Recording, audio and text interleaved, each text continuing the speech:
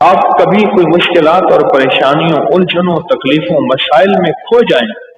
آخری مسائل ہوں، تو کہ سورۃ فاتحہ میں جو کچھ ہے وہ اس میں ہے، ایاک نعبد و ایاک نستعین۔ میری بات کو پھر دوہرا رہا ہوں، جو سارے قرآن میں ہے وہ سورۃ فاتحہ میں ہے،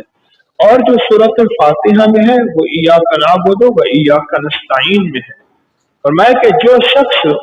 ایاک نعبد و ایاک نستعین کو بہت زیادہ دوہرائے، دو نفل پڑھے، جب سورۃ فاتحہ پڑھے تو ایاک نعبد و ایاک نستعین کو مسلسل دہرائے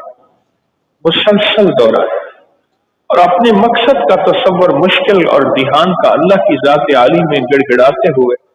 اور جب دل میں یقین ہو جائے کہ اللہ نے میری مشکل حل کر دی، میری پریشانی حل ہو گئی، پھر سورۃ فاتحہ کو پورا کرے اور کوئی اور سورت ملائے،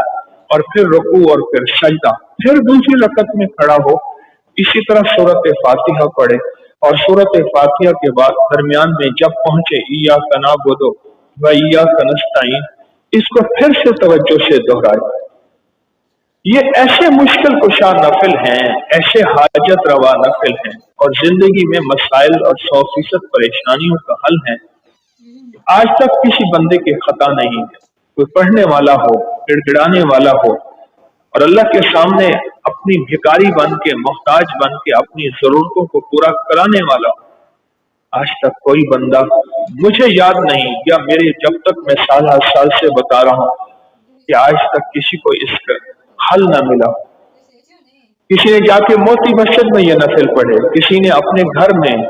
کسی نے اپنی دکان پہ، زندگی میں جہاں جس مقام پہ یہ نفل پڑھے، اللہ غیب سے اس کے مسائل حل اور مشکلیں دور فرماتے ہیں۔ اعوذ باللہ من الشیطان الرجیم، بسم اللہ الرحمن الرحیم، قل هو اللہ احد اللہ الصمد لم یلد ولم یولد ولم یکن له کفوا